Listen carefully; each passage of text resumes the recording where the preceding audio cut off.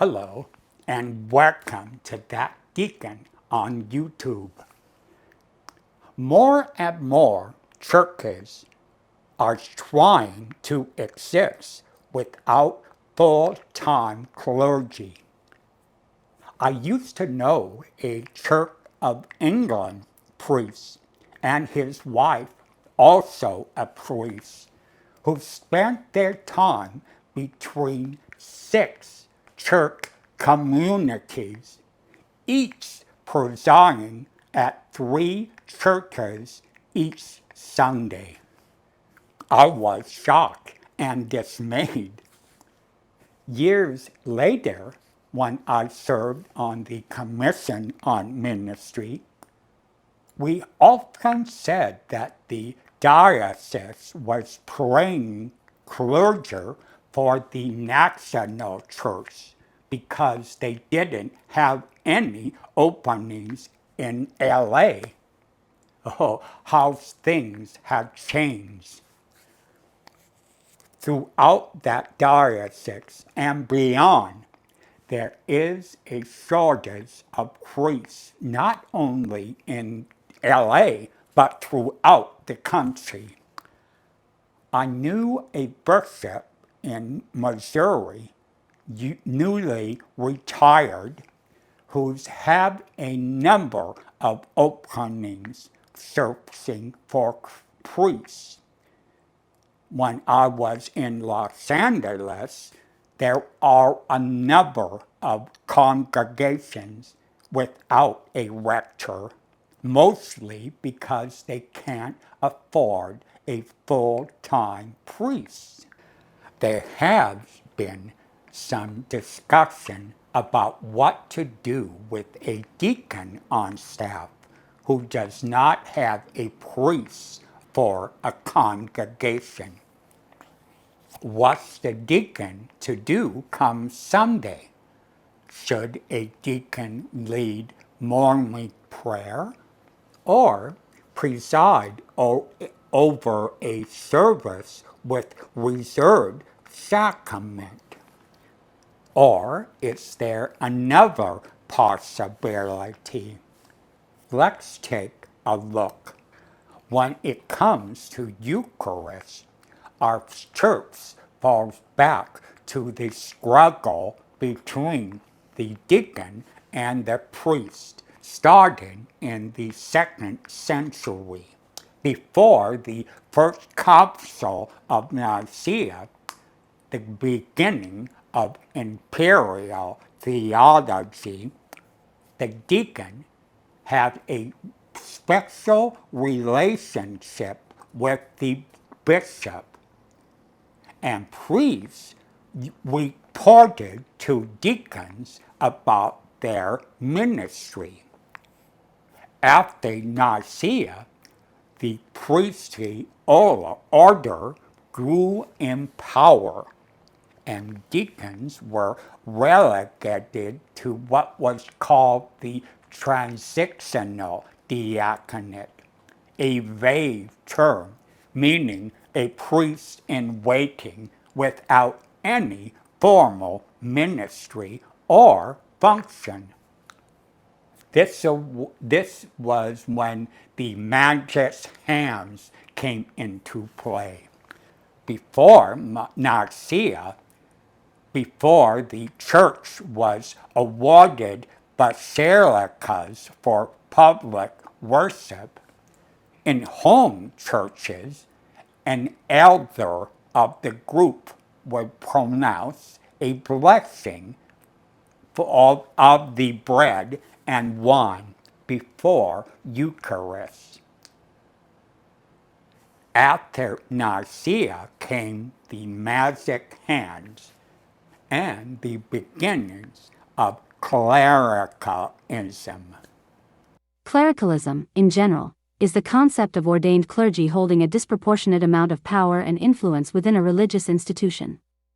In the Episcopal Church, this can involve clergy making decisions without proper consultation with lay members, or using their ordination as a means to control church affairs. I bring up our checkered past because there is an idea floating around by bishops as a way to administer Eucharist from reserved sacrament. This idea has lay people leading worship, all well and good.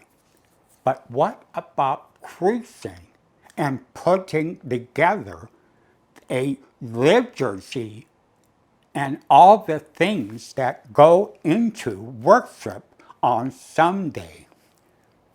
And add to the list, what is if there is a deacon on staff? Now this can get interesting. Time and again, deacons are reminded that they can only assist at Eucharist and not preside. That's fine. But since the elements are pre-consecrated, isn't leading worship with laity seen as assisting? Time and time again, we are told that the congregation must not be confused as to what clerical order is presiding.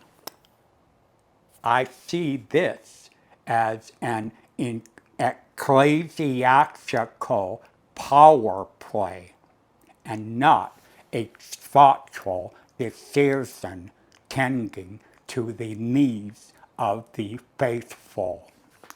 Way before our current situation, I had a feeling that weekly Eucharist may not serve our congregation's needs as a means to go out in peace, to love and serve the Lord. I wonder, is going back to morning prayer as a standard liturgy with the goal not focusing on worship, but living our lives supporting Jesus' notion of the kingdom of God and all that it contains. This brings me to share with you an altered morning prayer service that seems like a regular Sunday without Eucharist. This liturgy was created by my former rector, Amy Pringle, who was going on a 3-month sabbatical. And in order to save money, I would lead morning prayer 2 times a month, and then a surprise priest would lead Eucharist 2 times a month. One Sunday, I was getting ready to lead morning prayer when an Alta Guild member rushed up to me saying, "The new bishop is here. Our new subcircum bishop is attending." And she was all, and I said, "Just calm down. She's here to worship." During the announcements, I introduced the bishop and her wife, and the bishop said to the people that when she arrived and saw morning prayer in the bulletin, she was a bit disappointed. But then she said that the liturgy and preaching was as filling as Eucharist. Here's a picture from that Sunday. Incidentally, Bishop Mary led our National Coming Out Day service for a few years, and for that I am ever thankful. Just a reminder, if you find these videos interesting and informative, I hope you give them a thumbs up. And if you feel so moved, sharing them on other platforms. I hope you consider becoming a subscriber, and then by clicking on the bell icon, you'll be informed when a new video is available. Now let's take a look at this morning prayer. First off, not shown, you have two options. One is to start the service from the front. The invitatory can be chanted or not. If you want, the invitatory can be chanted from the back, and the Jurvalake can be replaced with an opening hymn. The psalm is rotated with the lessons and can be spoken or chanted based upon the season or circumstances. You'll notice the canticle resembles the Gloria sung on a typical Sunday service. The liturgy is flexible enough to insert a second lesson if needed. After the collects, you'll notice an exchange of peace harkening back to a typical Sunday, as well as an anthem named Music at the Offering.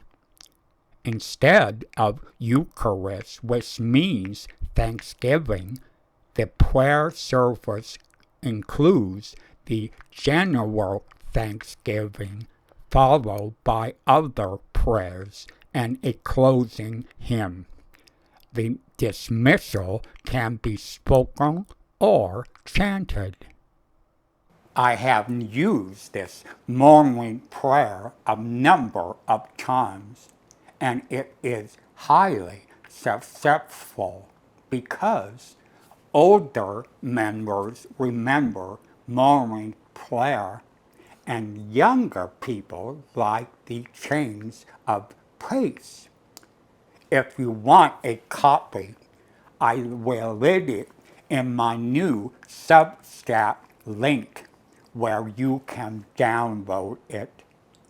Thank you very much for watching this video as I get settled on my new vocation as I continue to present that Deacon on YouTube.